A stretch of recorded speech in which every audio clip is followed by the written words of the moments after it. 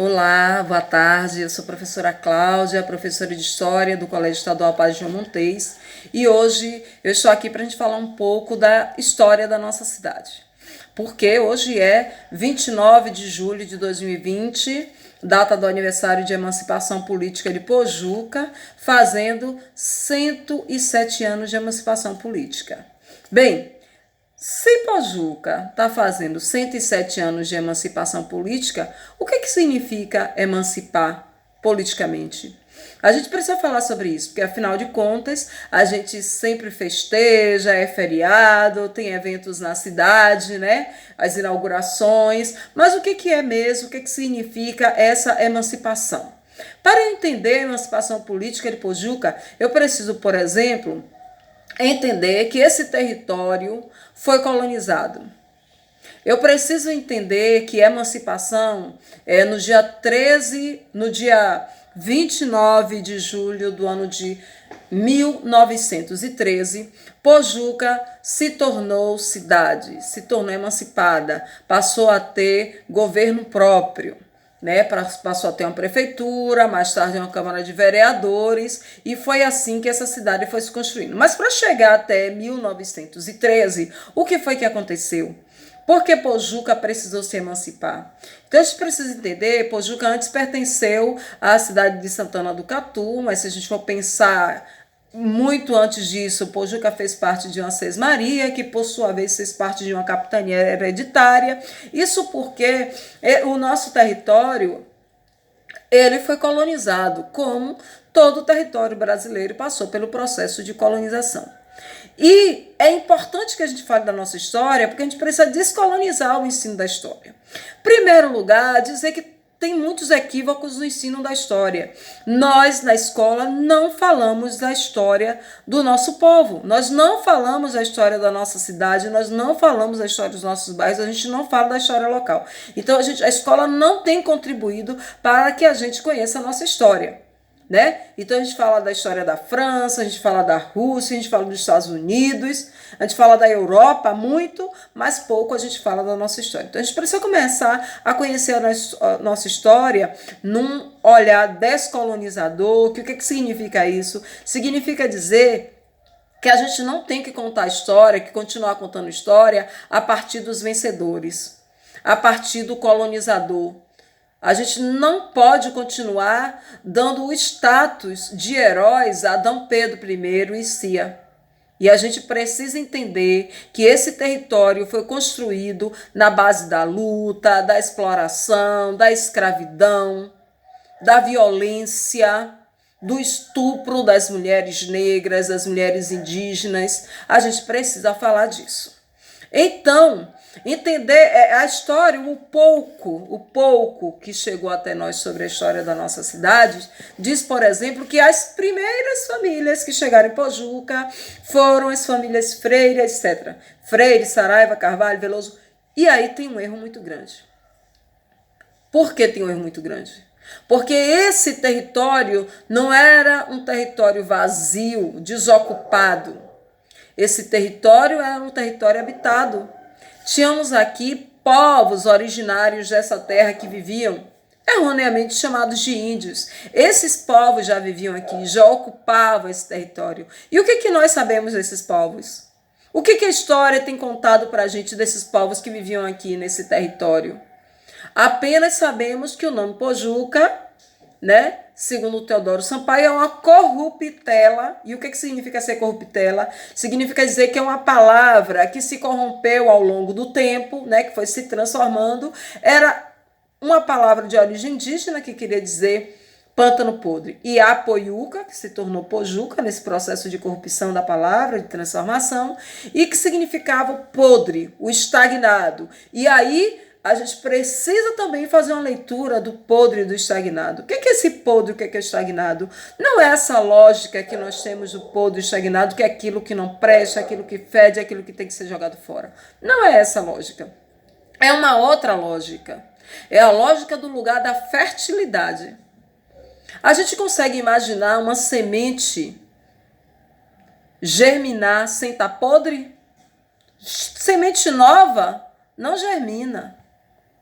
E a terra? A gente consegue imaginar uma terra fértil se ela não tiver rica em coisas podres, animais e plantas? É impossível ter uma terra fértil se não tiver animais e plantas apodrecidos naquele território.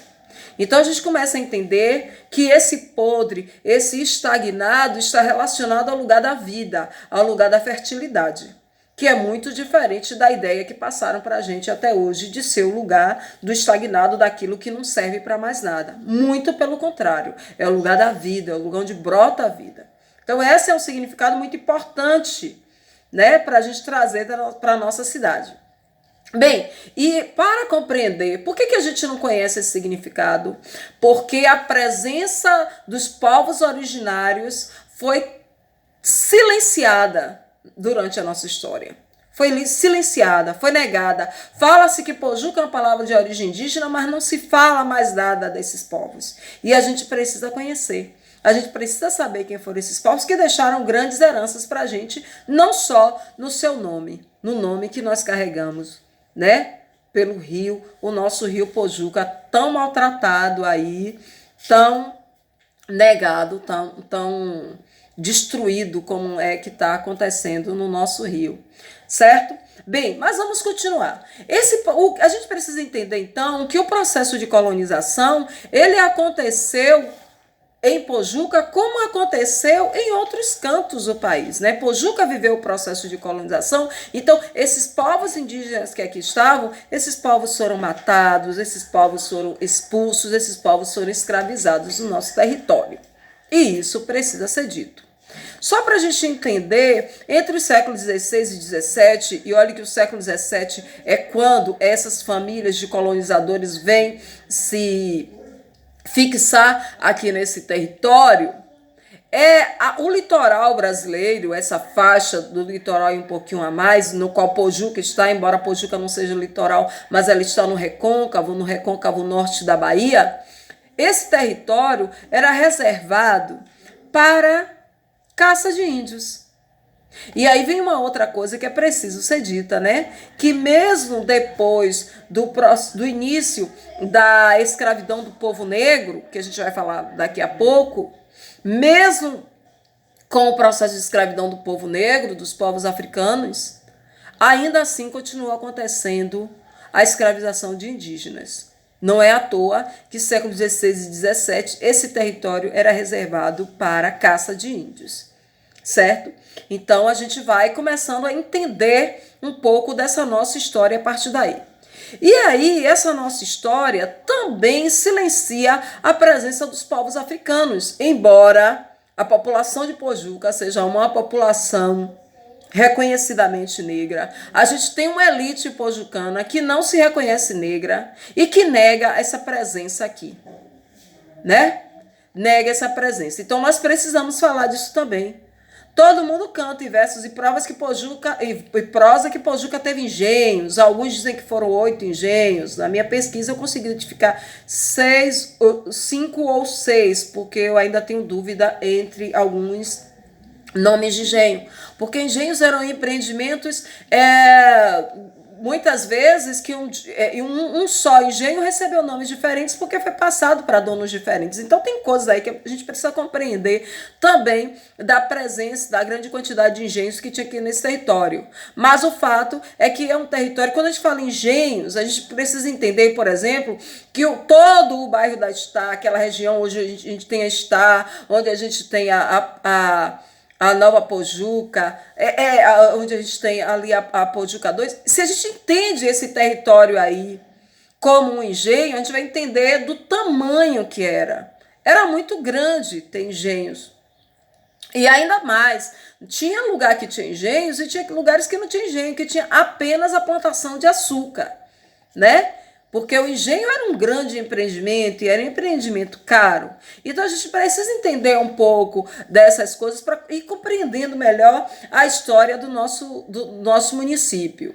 Bem, e para cá vieram negros de diferentes regiões de África em diferentes tempos. Até o século XIX estavam chegando negros africanos aqui nesse território, né? Até o século XIX. Estamos no século XXI.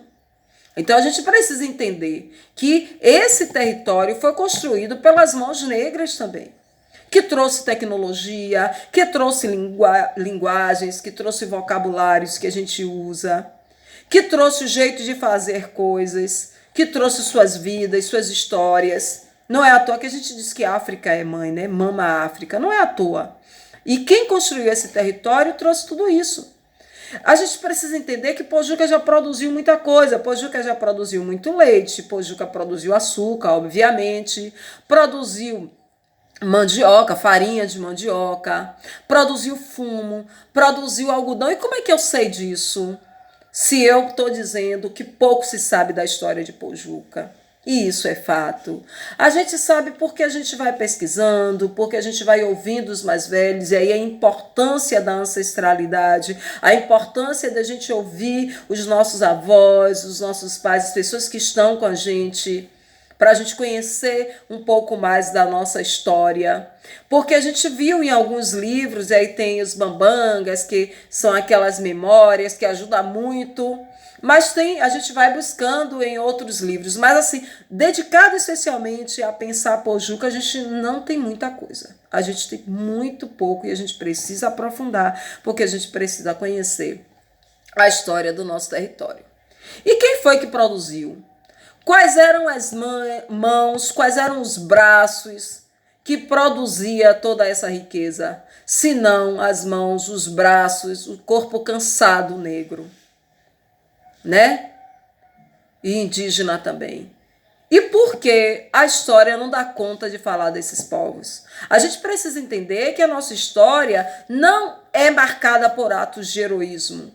A nossa história é marcada por atos de opressão, de muita luta, de muitos conflitos.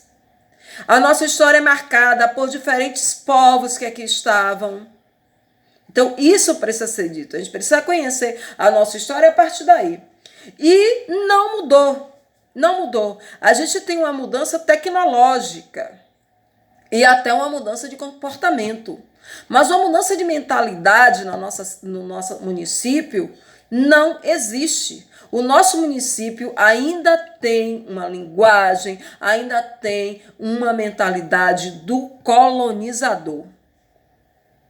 E é por isso que a gente não conhece, a gente não fala dos povos indígenas. É por isso que quando a gente fala da Semana da Consciência Negra, a gente ainda folcloriza a presença do negro na nossa cidade, embora sejamos majoritariamente negros e negras, né? Então, e a gente ainda exalta a figura do colonizador. Pensemos aí no desfile de 7 de setembro de 2019, no desfile de 7 de setembro de 2018. Quem lembra? Quem lembra daquela vergonhosa coroa portuguesa enorme, parecendo um carro alegórico na cidade? Aquilo é a prova que o que predomina ainda no nosso território, por imposição de alguns, ainda é uma linguagem, ainda é uma perspectiva de história extremamente colonizadora. E nós precisamos desconstruir isso. Bem, e precisamos desconstruir isso nas escolas, precisamos desconstruir isso nas igrejas, nos bairros, em todos os lugares a gente precisa desconstruir isso. Porque a gente precisa entender a nossa cidade a partir de outras óticas para a gente poder provocar mudanças políticas. Pojuca é uma cidade extremamente desigual. Extremamente desigual. Né? Só é a gente observar como os nossos bairros são tratados. Só é a gente observar que temos bairros que nem calçamento a gente tem direito. Né? Só é a gente observar como é que se dá a coleta de lixo em alguns bairros. Como é que chega a água em outros bairros. Só é a gente observar isso que a gente vai ver como é que são as escolas, como é que são tratadas as escolas na nossa cidade. E aí a gente entende que é um município extremamente desigual. E por que Pojuca é extremamente desigual? Primeiro, por causa dessa mentalidade que ainda é a mentalidade do colonizador, do dominador, machista, racista, homofóbica, negacionista, porque nega a participação de outros na história, na sua construção, né? E se a gente for ver politicamente, quem é que são os políticos? Quem é que governa Pojuca hoje? Só para vocês terem uma ideia, família Leite, que é a família do atual prefeito de Pojuca, está há 82 anos no governo.